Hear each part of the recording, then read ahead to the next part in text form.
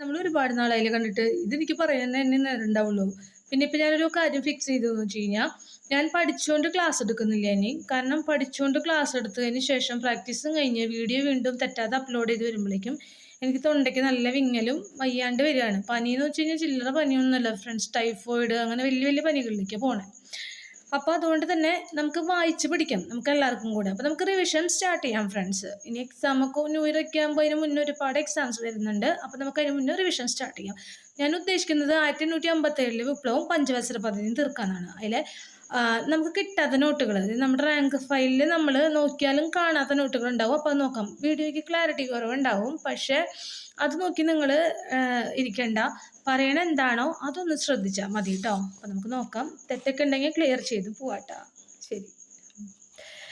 അപ്പോൾ നമ്മുടെ ഒന്നാം പഞ്ചവത്സര പദ്ധതിയുടെ ആമുഖം തയ്യാറാക്കിയത് മലയാളിയാണ്. അതായത് മലയാളിയായ സാമ്പത്തിക ശാസ്ത്രജ്ഞനാണ് പ്രൊഫസർ KN രാജൻ എന്ന് പറഞ്ഞു കഴിഞ്ഞാൽ.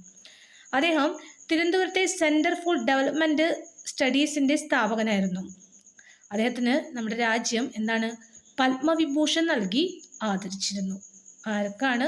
അതായത് KN രാജൻ. നമ്മുടെ ഒന്നാം പഞ്ചവത്സര പദ്ധതിയുടെ ആമുഖം എഴുതി തയ്യാറാക്കിയത് മലയാളിയായിട്ടുള്ള KN രാജാണ്. അപ്പോൾ 1951 മുതൽ 56 വരെയാണ് കേട്ടോ ഈ ഒന്നാം പഞ്ചവത്സര പദ്ധതിയുടെ കാലഘട്ടം എന്ന് പറഞ്ഞു കഴിഞ്ഞാൽ.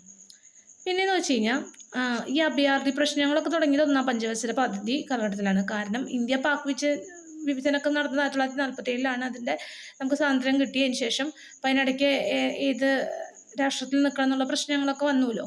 അപ്പോൾ ഈ അഭയാർത്ഥി പ്രശ്നങ്ങളും ഭക്ഷ്യക്ഷാമവും പണപ്പെരുപ്പൊക്കെ തുടങ്ങിയ പ്രധാന പ്രശ്നങ്ങളുടെ വേളയിലാണ് ഈ ഒന്നാം പഞ്ചവത്സര പദ്ധതി ആരംഭിച്ചത്. അടുത്തത് നമ്മൾ പറഞ്ഞായിരുന്നു, കാർഷിക മേഖലയ്ക്കും ജലസേചന പദ്ധതികൾക്കൊക്കെ ഊന്നൽ നൽകിയ ഒന്നാം പദ്ധതി മൊത്തം അടങ്കൽ തുക എന്ന് പറയുന്നത് 2069 കോടിയാണ്. ഇത് 2069 കോടിയാണ് കേട്ടോ. അടുത്തതെന്ന് വെച്ച് കഴിഞ്ഞാൽ വൻകിട ജലസേചന പദ്ധതികളായിട്ടുള്ള ബക്രാനങ്കൽ, ഹിരാക്കുഡ് എല്ലാവർക്കും അറിയാം. എനിക്ക് കൺഫ്യൂഷൻ ഫാക്ട് വരുന്ന ഒരു കാര്യം കേട്ടോ, ദാമോദർ വാലിയാണ്. അപ്പോൾ ഇത് ഒന്നാം പഞ്ചവത്സര പദ്ധതിയുടെ കാലഘട്ടത്തിലാണ് കേട്ടോ.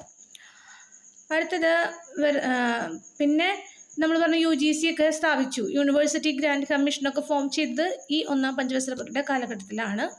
അപ്പോൾ ആ സമയത്ത് ഇത് ആരാണ്? ഡോക്ടർ ശാന്തി സ്വരൂപ് ഭട്നഗർ ആയിരുന്നു UGCയുടെ ആദ്യ ചെയർപേഴ്സൺ എന്ന് പറഞ്ഞാൽ. ആരാണ്? ഡോക്ടർ ശാന്തി സ്വരൂപ് ഭട്നഗർ ആയിരുന്നു UGCയുടെ ആദ്യ ചെയർപേഴ്സൺ എന്ന് പറഞ്ഞു കഴിഞ്ഞാൽ. അപ്പോൾ ബാക്കിയുള്ളതൊക്കെ റാങ്ക് ഫയലിലുണ്ട്. ഇല്ലാത്ത കുറച്ച് പോയിൻ്റാണ് ഞാൻ പറഞ്ഞത്. അപ്പോൾ നിങ്ങളെല്ലാവരും നന്നായി പഠിക്കുക. ശുഭരാത്രി. നമുക്കിനി 8057 വോൾട്ടൊക്കെ കൂട്ടത്തിൽ തന്നെ കൊണ്ടുപോകാം കേട്ടോ. നമ്മൾ പഠിക്കുന്ന ടോപ്പിക്ക് നമുക്ക് വൃത്തിയായിട്ട് പഠിക്കാം എന്നാണ് ഞാൻ ആഗ്രഹിക്കുന്നത്. ത്രോട്ടിനൊന്നും പ്രോബ്ലം ഇല്ലാതിരിക്കട്ടെ. ഇതിപ്പോൾ വായിക്കല്ലേ, നമ്മൾ ഡബിൾ സ്ട്രെയിൻ ഒന്നും ഞാൻ ചെയ്യുന്നില്ല.